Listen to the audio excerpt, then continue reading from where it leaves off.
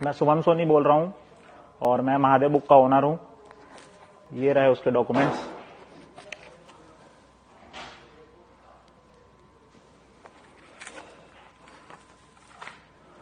और ये मेरे आधार डॉक्यूमेंट्स हैं। ये मेरा आधार कार्ड है,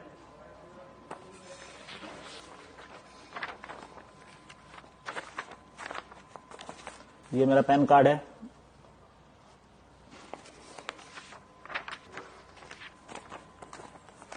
और ये मेरा पासपोर्ट है। और महादेव बुक का ओनर मैं ही हूँ।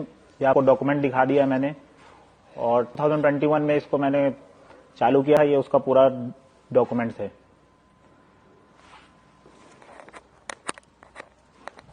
मेरा गैम्बलिंग का काम बहुत अच्छे से चलने लगा था फिर भिलाई में, और ये तो बहुत छोटे से काम चालू हुआ था। उसके बाद धीरे धीरे काम बढ़ता गया। अब काम बढ़ता गया, उसके बाद हमारा लाइफस्टाइल भी चेंज होता गया क्योंकि पैसा बहुत आ रहे थे। तो सब नोटिस करने लगे, मेरे मतलब जो आसपास के लोग हैं वो लोग नोटिस करने लगे। धीरे धीरे बात ऊपर तक गया, तो फिर कंप्लेन वगैरह भी होने लगा। तो फिर ऐसा हुआ कि अब प्रोटेक्शन का बहुत जरूरत था हमको, क्योंकि लड़के भी अंदर हो रहे थे कुछ कुछ। तो उसके बाद मुझे पता चला वर्मा जी के बारे में। फिर मैं उनसे मीटिंग की। फिर मुझे समझ लो हफ्ता वसूली वाला काम चालू हो गया। अब वर्मा जी से मैंने मीटिंग किया तो फिर उनसे बात हुआ, और ये हुआ कि अब उनको मुझे हर महीना 10 लाख रुपए देना है। तो वो भी ओके हो गया। अब हर महीना मैंने उनको 10 लाख रुपए देना चालू कर दिया। तो काम अब बढ़िया चलने लगा मेरा। अब पैसा भी कमा रहे थे हम, सब कुछ ओके था। उसके कुछ दिन बाद ऐसा हुआ कि हमारे लड़के फिर अंदर हुए।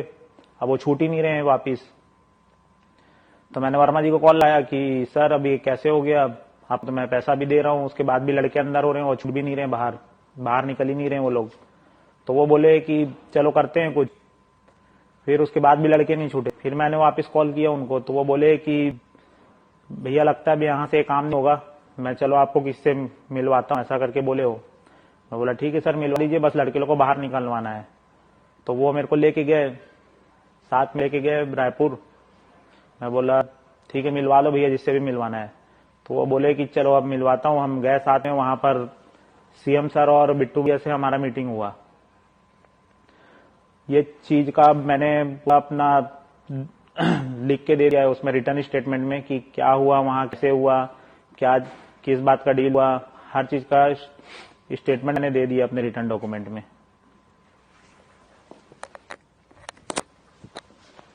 मैं सितंबर 2020 में दुबई आया। जैसा कि मेरा मीटिंग हुआ था सीएम साहब से, तो उन्होंने बोला था कि दुबई जाओ, अपना काम बढ़ाओ और वहां मीटिंग करो जाके। तो मैं गया और मीटिंग भी हुआ मेरा कई लोगों से। तो 2 लोग साथ मेरा यहाँ बिजनेस भी सेट हो गया और अच्छा सा काम भी बढ़ने लगा, सब कुछ के चलने लगा। जैसा सीएम साहब बोले थे सब बढ़िया हो गया। उसके बाद मुझे यहाँ 2 लोग मिले जो मेरे भिलाई के ही थे, सौरभ रवि। तो वो लोग से मिला, उनका यहाँ कंस्ट्रक्शन का काम था। तो मैंने सोचा मैं भी काम चालू कर लेता हूँ, यहाँ अच्छा काम है ये चीज। तो मैं उन्हें अपना पर्सनल एडवाइजर रख लिया ये काम पे, कंस्ट्रक्शन काम पे। अब इसके बाद हुआ ये कि फेमस ये लोग होने लगे महादेव बुक के नाम से। मैंने बुक खड़ा किया, मैंने बुक चालू किया, फेमस ये लोग हो रहे हैं। मैंने जीरो से चालू करके पूरा आसमान तक जाए इस बुक को, और फेमस ये लोग हो रहे हैं। बताओ ऐसा थोड़ी होता है। ठीक है उनको आशीर्वाद नहीं था सीएम साहब का, इसलिए उनको वो फेमस हो गए। ये गलत बात है ना। इस चीज का बुरा लगता है बहुत ज्यादा।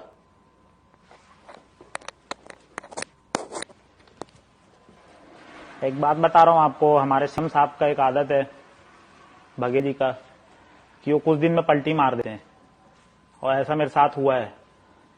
जब उन्होंने मुझे दुबई भेजा कि वहां जाके अपना काम सेटल करो, लोगों से मिलो, तो मैं गया, मिला भी और मेरा काम भी बहुत अच्छा सेट हो गया।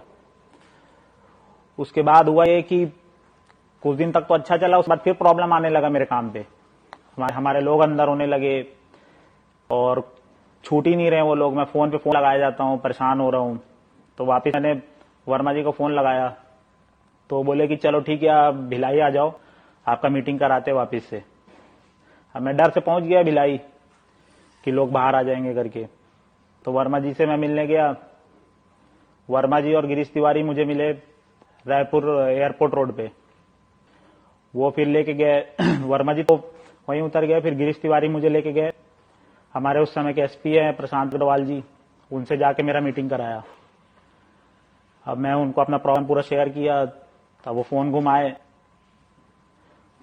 उसके बाद वो बात किए, लाउड स्पीकर में ही था फोन, तो सीधा सीधा आवाज तो समझ आई था, हमारे बघेल जी का ही आवाज था वो।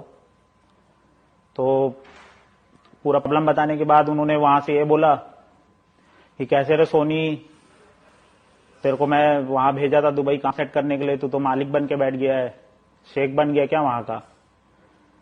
अब मैं कुछ बोल ही नहीं पाया, एकदम मुंह उदास सा हो गया। तो मैंने यही बोला कि सर हम छोटे आदमी हैं, आप बताओ क्या करना है, जैसा बोलोगे हम वैसा करेंगे। तो बस वो यही बोले कि ठीक है, आप प्रशांत जी से बात कर लो, वो आपको बता देंगे क्या क्या करना है। मैं बोला ठीक है सर। उसके बाद हम चल गए वहां से। उसके बाद प्रशांत अग्रवाल जी से तो डील हो गया था कि क्या कैसे देना है, और वो सब तो मैंने अपने रिटर्न स्टेटमेंट में भी बता दिया है। उसमें लिखा भी हुआ है सब कुछ रिटर्न स्टेटमेंट में, क्या मैंने किसको दिया है, कैसे दिया है, किसके सोर्स से दिया है, हर कुछ लिखा हुआ है। अब इतना पैसा देने के बाद भी मेरा काम बढ़ नहीं रहा है, अंदर हो रहे लोग, तो क्या मतलब, पूरा फंस गया मैं पॉलिटिकल सिस्टम के अंदर यार। तो प्रशांत अग्रवाल जी के जब मेरा मीटिंग हुआ उसके बाद से मैंने अब तक 508 करोड़ रुपए दे चुका है। हमारे बघेल साहब, बिट्टू भैया और उनके जो लोग हैं उनको मैंने 508 करोड़ रुपए दिया है। उसके बाद भी मेरा काम नहीं हो रहा है, मेरे काम में डिस्टरबेंस हो रहा है इतना ज्यादा, मैं इतना परेशान हो गया हूं इस सिस्टम से। अब क्या करूं समझ नहीं आता है। जबरदस्ती का अब मेरे ऊपर ईडी का कार्रवाई चालू हो गया है। ऐसा सब कुछ होगा मेरे साथ, इतना पैसा देने के बाद भी तो मैं क्या करूं बताओ। अब बस मेरा यही लास्ट रिक्वेस्ट है हमारे इंडियन गवर्नमेंट से कि वो बस इतना हेल्प कर दे मेरी कि मैं अब फंस चुका हूं इस पॉलिटिकल सिस्टम में, मैं इससे बाहर निकलना चाहता हूं। और आपको जैसा एविडेंस चाहिए, जैसा प्रूफ चाहिए, मैंने जैसे जैसा पैसा उनको दिया है, हर चीज का मेरे पास एविडेंस, प्रूफ, हर चीज, एक एक चीज पड़ा हुआ है। तो मैं यही चाहता हूं कि बस मेरा हेल्प कर दीजिए वहां से। मैं भी इंडिया जाना चाहता हूं वापिस। मुझे डर लगता है यहां से इंडिया जाने में, मैं वहां जाना चाहता हूं वापिस, वहीं रहना चाहता हूं, लेकिन मेरा हेल्प कीजिए। यही रिक्वेस्ट है मेरे इंडियन गवर्नमेंट से यार।